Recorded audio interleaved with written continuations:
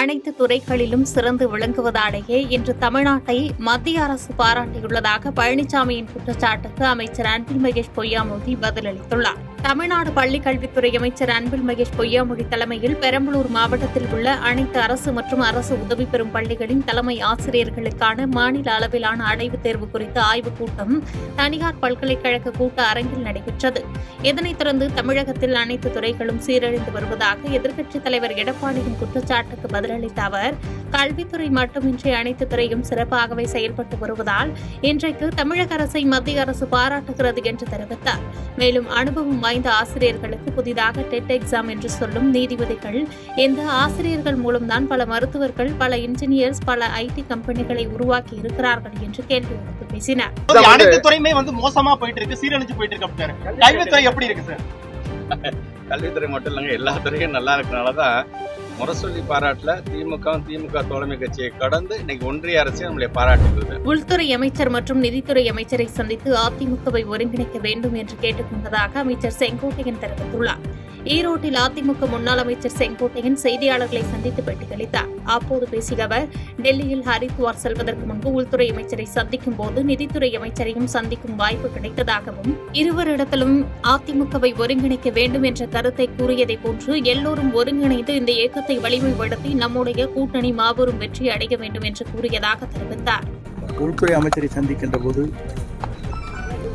அங்கே நிதித்துறை அமைச்சரும் சந்திக்கிற வாய்ப்பு எனக்கு கிடைத்தது. அவரிடத்தில் நான் சொன்னது, என்னுடைய கருத்து இதற்கு முன்னாலே கூறியதைப் போல எல்லோரும் ஒருங்கிணைந்து இந்த இயக்கத்தை வலிமைப்படுத்தி நம்முடைய கூட்டணி என்பது மாபெரும் வெற்றி அடைய வேண்டும் என்பதுதான் நிலையை நான் அவரிடத்தில் எடுத்துச் சொன்னேன். செங்கோட்டையன் அவர்களின் எண்ணம், செயல் வெற்றியடைய வாழ்த்துவதாக பன்னீர்செல்வம் பேட்டியளித்துள்ளார். தேனி மாவட்டம் பெரியகுளம் தென்கரை அக்ரஹாரத்தில் முன்னாள் முதலமைச்சர் பன்னீர்செல்வம் செய்தியாளர்களை சந்தித்து பேட்டியளித்தார். அப்போது பேசிய அவர், செங்கோட்டையன் அவர்களின் எண்ணம், செயல் வெற்றியடைய வாழ்த்துகிறேன் என்றும், ஒருங்கிணைக்கப்பட வேண்டும் என்ற கருத்தை செங்கோட்டையனை தன்னிடம் பேசியுள்ளார் என்றும் தெரிவித்தார்.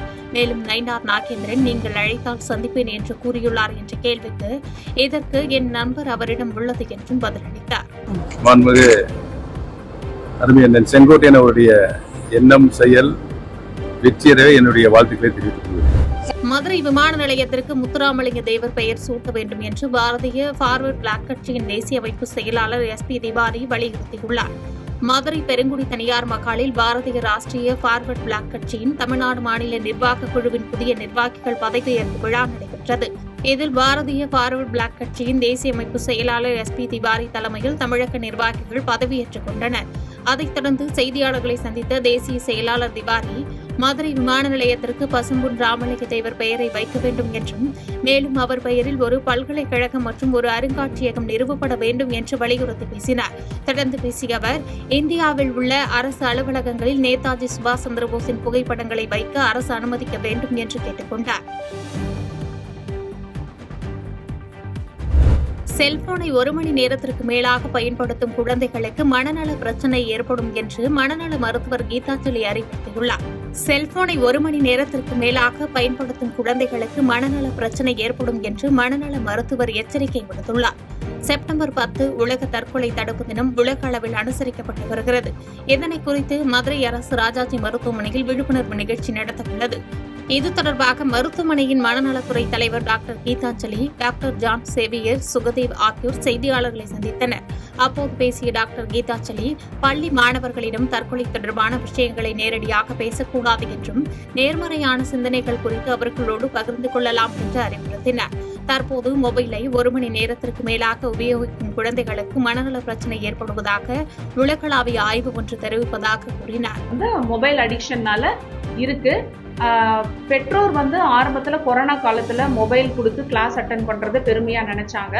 ஆனா அது பின்னாடியே அது பிரச்சனையா மாறிடுச்சு. அதுல இருந்து அவங்களால மொபைல்ல இருந்து வெளியில வர முடியல.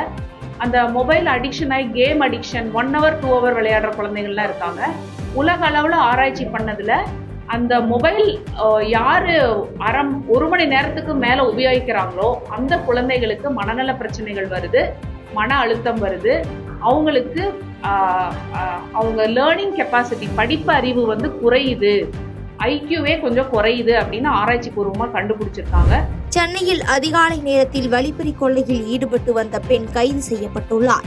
சென்னை கொரட்டூர் ஸ்ரீனிவாச நகரைச் சேர்ந்த ராம்பாய் என்பவர் காலையில் அருகில் உள்ள கடைக்கு சென்றபோது அவரை பின்தொடர்ந்து வந்த பெண் கத்திமுனையில் மிரட்டி 3 சவரன் தங்கச்சங்கிலி 500 ரூபாய் பணத்தை பறித்து சென்றுள்ளார். இதுகுறித்து ராம்பாய் கொரட்டூர் காவல் நிலையத்தில் புகார் அளித்த நிலையில் கொரட்டூர் காவல்துறையினர் இதுகுறித்து தீவிர விசாரணை மேற்கொண்டனர்.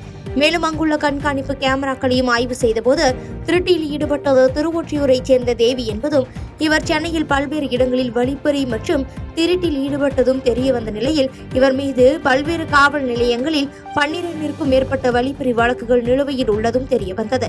மேலும் அதிகாலையில் திறந்து கிடக்கும் வீடுகள் தனியாக நடந்து செல்லும் மூதாட்டிகளை குறிவைத்து வழிப்பறியில் ஈடுபடுவதும் தெரியவந்தது. இதனையடுத்து அந்த பெண் மீது வழக்கு பதிவு செய்த காவல்துறையினர் அவரை கைது செய்து புழல் சிறையில் அடைத்தனர். குன்னம் கிராமத்தில் பட்டியலின மக்கள் வசிக்கும் பகுதிக்கு தேர் கொண்டு வர வலியுறுத்தி மறியல் போராட்டத்தில் ஈடுபட்ட 5 பேர் கைது செய்யப்பட்டுள்ளனர். காஞ்சிபுரம் மாவட்டம் ஸ்ரீபெரும்புத்தூர் ஒன்றியம் குன்னம் கிராமத்தில் ஸ்ரீ மூங்கிலம்மன் திருக்கோயில் அமைந்துள்ளது. இந்த கோயிலில் உற்சவர் மூங்கிலம்மன் அலங்கரிக்கப்பட்ட திருத்தேரில் எழுந்தருளி வீதி உலா நடைபெற்றது. அப்பொழுது திருத்தேர் பட்டியலின மக்கள் வசிக்கும் பகுதிக்கு திருப்ப மற்றொரு சமூகத்தினர் மறுப்பு தெரிவித்துள்ளனர். இதனால் இரு சமூகத்தினருக்கும் இடையே வாக்குவாதம் ஏற்பட்ட நிலையில் தேர் தங்கள் பகுதிக்கு திருப்பப்படாததற்கு எதிர்ப்பு தெரிவித்து பட்டியலின மக்கள் சாலையில் அமர்ந்து போராட்டத்தில் ஈடுபட்டதால் பரபரப்பு ஏற்பட்டது. மேலும் சம்பவ இடத்தில் வட்டாட்சியர் வசந்தி, ஸ்ரீபெரும்புத்தூர் டிஎஸ்பி கீர்த்திவாசன் ஆகியோர் பட்டியலின மக்களிடம் பேச்சுவார்த்தை நடத்திய போது காவல்துறையினருக்கும் மக்களுக்கும் இடையே வாக்குவாதம் ஏற்பட்ட நிலையில் போலீசார் மறியலில் ஈடுபட்ட இளைஞர்களை கைது செய்ய முற்பட்டனர். இதனால் காவல்துறைக்கும் போராட்டக்காரர்களுக்கும் இடையே தள்ளுமுள்ளி ஏற்பட்டது. இதனையடுத்து போலீசார் குண்டுகட்டாக 5 பேரை கைது செய்து வாகனத்தில் அழைத்துச் சென்றதால் அங்கு பரபரப்பு ஏற்பட்டது. ஓமலூர் அருகே கள்ளச்சாராயம் காய்ச்சியவரை மதுவிலக்கு போலீசார் கைது செய்தனர். சேலம் மாவட்டம் ஓமலூர் அருகே தீவட்டிப்பட்டி காவல் நிலைய எல்லை மூக்கனூரில் சாராயம் காய்ச்சுவதாக இரும்பாலை மதுவிலக்கு போலீசாருக்கு ரகசிய தகவல் கிடைத்துள்ளது. இதனையடுத்து அங்கு சென்று நடத்திய சோதனையில் தொட்டியனூரைச் சேர்ந்த ஜெயபால் புதர் மறைவில் 100 லிட்டர் சாராய ஊரல் போட்டும் காய்ச்சிய சாராயம் 5 லிட்டர் விற்பனைக்கும் வைத்திருந்தார். தொடர்ந்து சாராயம் மற்றும் ஊரலை அளித்த போலீசார் ஜெயபாலை கைது செய்தனர். மேலும் இவர் நீண்ட காலமாக கள்ளச்சாராயம் காய்ச்சி விற்பனை செய்து வந்தது தெரிய வந்த நிலையில் இவருக்கு உதவியாக இருந்த அவரது மருமகன் நாகராஜை போலீசார் தேடி வருகின்றனர். சாலையில் அமைந்துள்ள இளநீர் கடையை அகற்ற சாயல்குடி பேரூராட்சி வற்புறுத்துவதாக கூறி ஒரே குடும்பத்தைச் சேர்ந்த 3 மாவட்ட ஆட்சியர் அலுவலகத்தில் மண்ணெண்ணெயை ஊற்றி தீக்குளிக்க முயன்றதால் பரபரப்பு ஏற்பட்டது. ராமநாதபுரம் மாவட்டம் சாயல்குடி பகுதியைச் சேர்ந்த வேடன் என்பவர் அவரது மனைவி காயமுடன் சாயல்குடி அரசு மருத்துவமனை முன்பு இளநீர் கடை வைத்து நடத்தி வந்துள்ளனர். இந்நிலையில் இவர்கள் தங்களது மகனுடன் மாவட்ட ஆட்சியர் அலுவலகத்திற்கு உள்ளே தங்களை சாயல்குடி பேரூராட்சி தலைவர் மாரியப்பன் என்பவர் இளநீர் கடை வைக்கக்கூடாது என இளநீர் கடை வைத்திருந்த தள்ளுவண்டியை கடந்த 15 நாட்களுக்கு முன்பு எடுத்துச் சென்று விட்டதாகவும் இது தொடர்பாக சாயல்குடி காவல் நிலையத்தில் புகார் மனு கொடுத்தும் நடவடிக்கை ஏதும் எடுக்கப்படவில்லை என்பதால் மாவட்ட ஆட்சியர் அலுவலக வளாகத்தில் தங்கள் மீது மண்ணெண்ணெய் ஊற்றி தற்கொலைக்கு முயன்றனர். இதையடுத்து அங்கு பாதுகாப்பு பணியில் இருந்த போலீசார் அவர்களிடம் இருந்து மண்ணெண்ணெய் கேன்களை பறித்து அவர்கள் மீது தண்ணீரை ஊற்றி பத்திரமாக மீட்டனர். இதுகுறித்து சாயல்குடி பேரூராட்சியில் விளக்கம் கேட்டபோது அரசு மருத்துவமனை முன்பு உள்ள சாலையில் வேடன் இளநீர் கடையால் போக்குவரத்து பாதிக்கப்படுவதாக செய்தித்தாளில் செய்தி வெளியானதை அடுத்து நடவடிக்கை எடுக்கப்பட்டுள்ளது என விளக்கம் தெரிவித்துள்ளனர். வங்கியில் மூதாட்டியின் கவனத்தை திசை திருப்பி 17,000 ரூபாயை திருடிச் சென்றவரை போலீசார் கைது செய்தனர். சென்னை புதுவண்ணாரப்பேட்டை பகுதியைச் சேர்ந்தவர் பேபி என்ற மூதாட்டி. இவர் நேற்று ராயபுரம் மன்னார்சாமி கோயில் தெருவில் உள்ள இந்தியன் வங்கியில் அவரது கணவர் ஜான்சனின் மாதாந்திர ஓய்வூதியத்தை எடுத்துள்ளார். இதன்பின் சிறிது நேரம் வங்கியில் ஓய்வு எடுத்துள்ளார். அப்போது பேபி அருகில் வந்து அமர்ந்த ஆசாமி மூதாட்டி பேபியிடம் பேச்சு கொடுத்து அவரது பையில் இருந்த ஓய்வூதிய தொகையான 17,500 ரூபாயை திருடி சென்றார். இதையடுத்து மூதாட்டி பேபி பையை பார்த்தபோது ஓய்வூதிய பணம் திருடப்பட்டதைக் கண்டு அதிர்ச்சி அடைந்தார். இதுகுறித்து ராயபுரம் போலீசில் மூதாட்டி பேபி கொடுத்த புகாரின்படி போலீசார் வழக்கு பதிந்து அப்பகுதியில் உள்ள கண்காணிப்பு கேமரா காட்சிகளை ஆய்வு செய்து விசாரணை நடத்தியதில் வடபழனியைச் சேர்ந்த சிவகுமார் சம்பவத்தில் ஈடுபட்டது தெரியவந்தது. இதையடுத்து போலீசார் அவரை நேற்று கைது செய்தனர். உசிலம்பட்டி அருகே சாலையோர புளிய மரத்தில் கார் மோதிய விபத்தில் 2 பேர் உயிரிழந்து ஒரே குடும்பத்தைச் சேர்ந்த 5 பேர் படுகாயமடைந்த சம்பவம் சோகத்தை ஏற்படுத்தியுள்ளது. மதுரை மாவட்டம் உசிலம்பட்டி அருகே மாதரை கிராமத்தில் சிவகாசியில் இருந்து தேனி நோக்கி சென்ற கார் சாலையோர புளிய மரத்தின் மீது மோதி விபத்துக்குள்ளானது.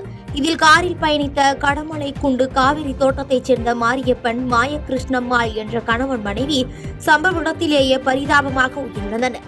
மேலும் இந்த விபத்தில் படுகாயமடைந்த ஒரே குடும்பத்தைச் சேர்ந்த 5 பேர் உசிலம்பட்டி அரசு மாவட்ட தலைமை மருத்துவமனையில் முதலுதவி சிகிச்சை அளிக்கப்பட்டு விளக்கு அரசு மருத்துவக் கல்லூரி மருத்துவமனைக்கு அனுப்பி வைக்கப்பட்டனர். இதனையடுத்து தகவல் அறிந்து விரைந்து வந்த உசிலம்பட்டி நகர் காவல் நிலைய போலீசார் விபத்தில் உயிரிழந்த கணவன் மனைவி உடலை மீட்டு உடற்கூறு ஆய்விற்காக உசிலம்பட்டி அரசு மருத்துவமனைக்கு அனுப்பி வைத்து தொடர்ந்து விசாரணை நடத்தி வருகின்றனர்.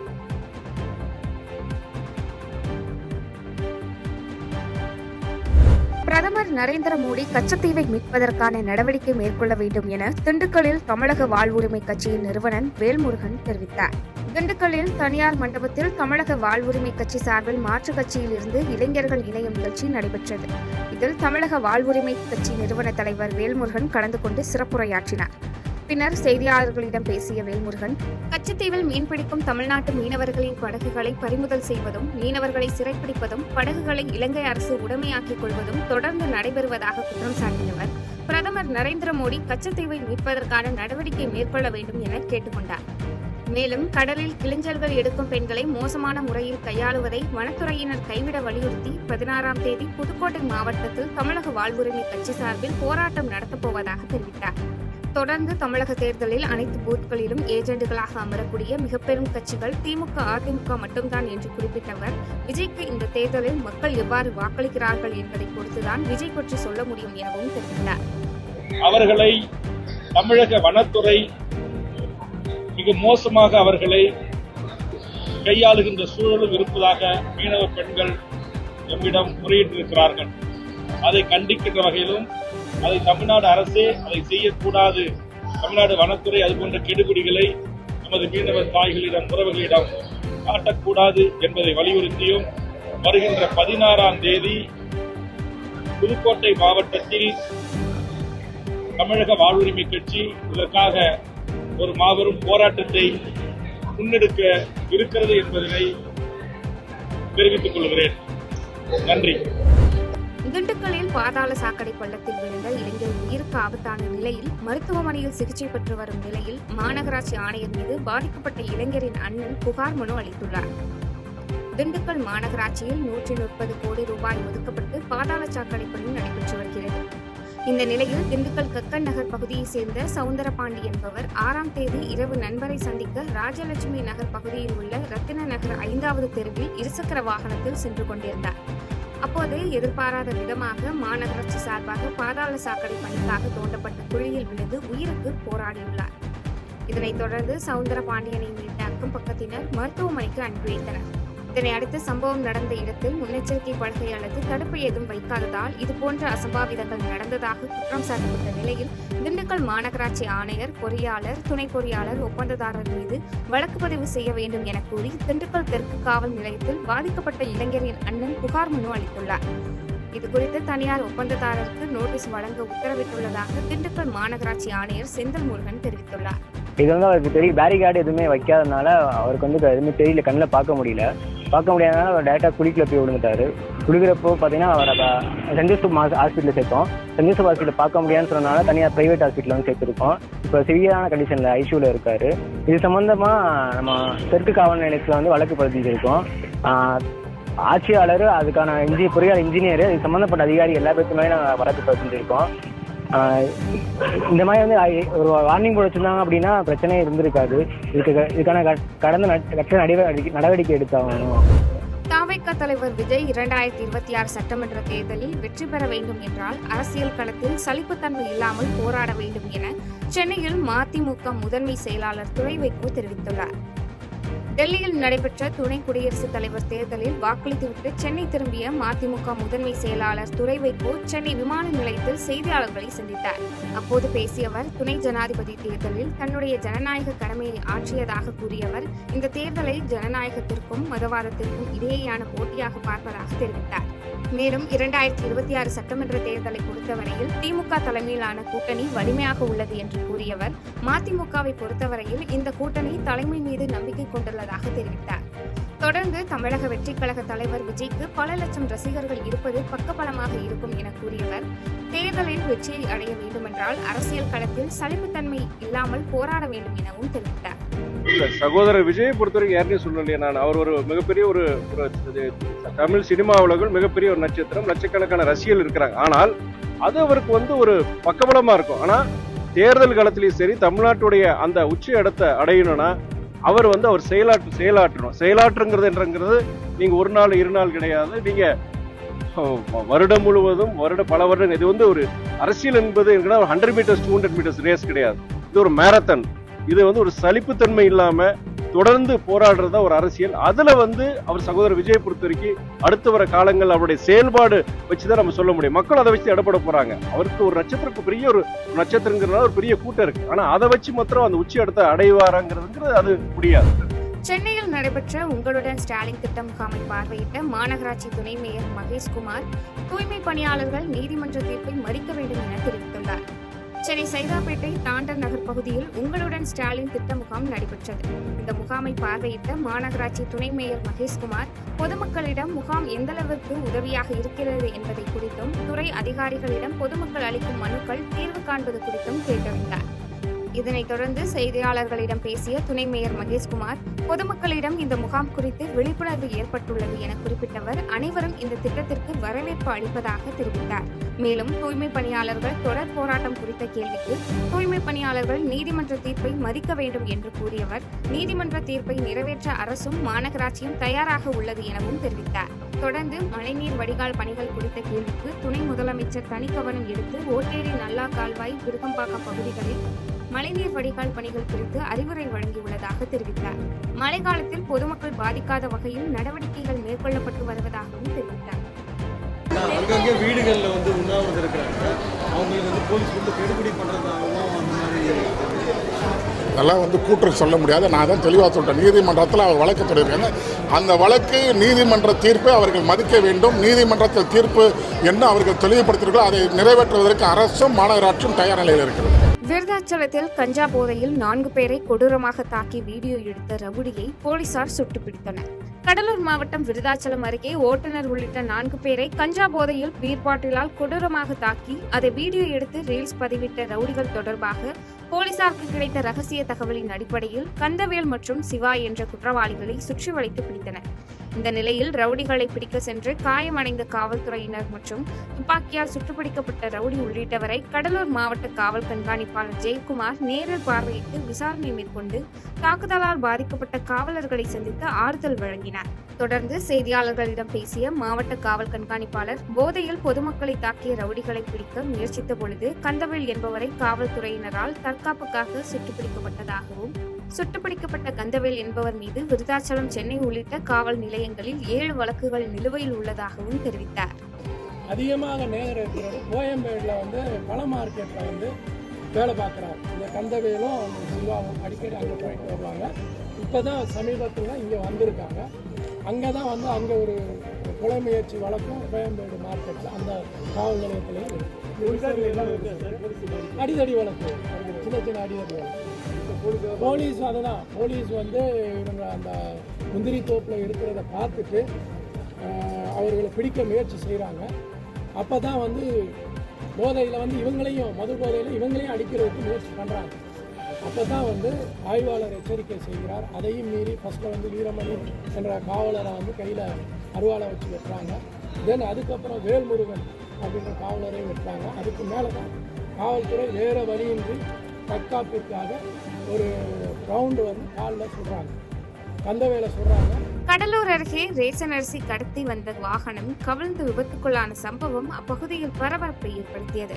கடலூர் மாவட்டம் ராமநத்தம் வாகையூர் கிராமம் அருகே விருதாச்சலத்தில் இருந்து ரேஷன் அரிசியை ஏற்றுக்கொண்டு வாகனம் வந்தது. அப்போது இடது பின்பக்க டயர் திடீரென வெடித்ததில் வாகனம் கவிழ்ந்து விபத்துக்குள்ளானது. இந்த தகவலின் பேரில் அங்கு விரைந்து வந்த ராமநத்த போலீசார் அந்த வாகனத்தை சோதனையிட்ட போது அதில் சுமார் 1.5 டன் ரேஷன் அரிசி கடத்தியது தெரியவந்தது. இதனையடுத்து வாகனத்தை ஓட்டி வந்த திருச்சி மாவட்டத்தை சேர்ந்த நடேசன் என்பவரை போலீசார் பிடித்து விசாரணை மேற்கொண்டு வருகின்றனர். தொடர்ந்து கடலூர் மாவட்ட குடிமைப் பொருள் பாதுகாப்பு துறையினருக்கு தகவல் அளிக்கப்பட்டு வாகனத்தையும் ஓட்டுநரையும் ஒப்படைக்க இருப்பதாக போலீசார் தெரிவித்தனர். சேலத்தில் பத்திரிகை ஏஜென்ட் கடன் தொல்லையால் தூக்கிட்டு தற்கொலை செய்து கொண்ட சம்பவம் அப்பகுதியில் சோகத்தை ஏற்படுத்தியது. சேலம் சூரமங்கலம் அருகே உள்ள ஜாகிர் காமி நாயக்கன்பட்டி பகுதியை சேர்ந்த சரவணகுமார் பத்திரிகை புத்தகத்தை வாங்கி சேலம் மாவட்டத்திற்குள் ஆட்களை வைத்து விநியோகம் செய்து வந்துள்ளார். தனியார் நிறுவனத்தில் டெபாசிட் செய்த தொகையை திருப்பி தராததால் கடன் வாங்கியவர்களுக்கு பணத்தை கந்துவட்டிக்காரர்களிடம் வாங்கி கொடுத்துள்ளார். தொடர்ந்து கந்துவட்டிக்காரர்கள் தொல்லை கொடுத்ததால் திருப்பி தர முடியவில்லை என்ற மனவேதனையில் தனது கட்டிய சொந்த வீட்டில் நிர்வாகத்தின் மீது கடிதம் எழுதி வைத்துவிட்டு தூக்கிட்டு தற்கொலை செய்து கொண்ட சம்பவம் அப்பகுதியில் சோகத்தை ஏற்படுத்தியது. அதிமுக கூட்டணியில் எடப்பாடி பழனிசாமியை தவிர முதலமைச்சர் வேட்பாளரை யாரை நிறுத்தினாலும் கூட்டணியில் இணைய தயார் என அமமுக பொதுச் செயலாளர் டிடிவி தினகரன் தெரிவித்தார். விருதுநகர் மாவட்டம் ஸ்ரீவில்லிபுத்தூர் ஸ்ரீ ஆண்டாள் கோயிலில் அம்மா மக்கள் முன்னேற்றக் கழகத்தின் பொதுச் செயலாளர் டிடிவி தினகரன் சாமி தரிசனம் செய்தார். அதனைத் தொடர்ந்து செய்தியாளர்களை சந்தித்து பேசிய அவர், இந்திய குடியரசு துணைத் தலைவர் தேர்தலில் சிபி ராதாகிருஷ்ணன் வெற்றி பெற்றது தமிழகத்திற்கு பெருமை சேர்க்கக்கூடிய விஷயம் என்றும், நேர்மையான நல்ல மனிதர் வெற்றி பெற்றதற்கு தனது வாழ்த்துக்களையும் தெரிவித்தார். மேலும் செங்கோட்டையன் அமித்ஷாவை சந்தித்தது குறித்த கேள்விக்கு அவர் முயற்சிக்கு தனது வாழ்த்துக்கள் என்றும் அது கண்டிப்பாக வெற்றி பெறும் என்றும் கூறினார். தொடர்ந்து அதிமுக கூட்டணியில் எடப்பாடி பழனிசாமியை தவிர முதலமைச்சர் வேட்பாளரை யாரை நிறுத்தினாலும் கூட்டணியில் மீண்டும் இணைய தயார் எனவும் தெரிவித்தார். முதலமைச்சர் வேட்பாளரை எங்களுக்கு துரோகம் இழைத்த ஒருவரை ஏற்றுக்கொள்வதில் எப்படி முடியும்? நீங்கள் ஏற்றுக்குவீங்களா? யாராவது ஏற்றுக்குவாங்களா? எங்கள் தொண்டர்கள் ஏற்றுக்குவாங்களா? அதனால் வேட்பாளரை மாற்றிவிட்டால் வேறு யாரை வேண்டுமானாலும் வேட்பாளராக அறிவித்தால் அதை ஏற்றுக்கொள்வோம். உறுதியாக நாங்கள் கூட்டணிக்கு. செய்திகளை உடனுக்குடன் தெரிந்து கொள்ள கீழ்கண்ட கேபிள் மற்றும் டிடிஹெச் நெட்வொர்க்குகளில் எம்நாடு செய்தி தொலைக்காட்சியை காணுங்கள். பாதகம் செய்பவரை கண்டால் நாம் பயம் கொள்ளலாகாது பாப்பா. மோதி மிதித்து விடு பாப்பா, அவர் முகத்தில் உமிழ்ந்து விடு பாப்பா. அண்மை செய்திகளை உடனுக்குடன் தெரிந்து கொள்ள இணைந்திருங்கள் எம்நாடு தொலைக்காட்சியுடன்.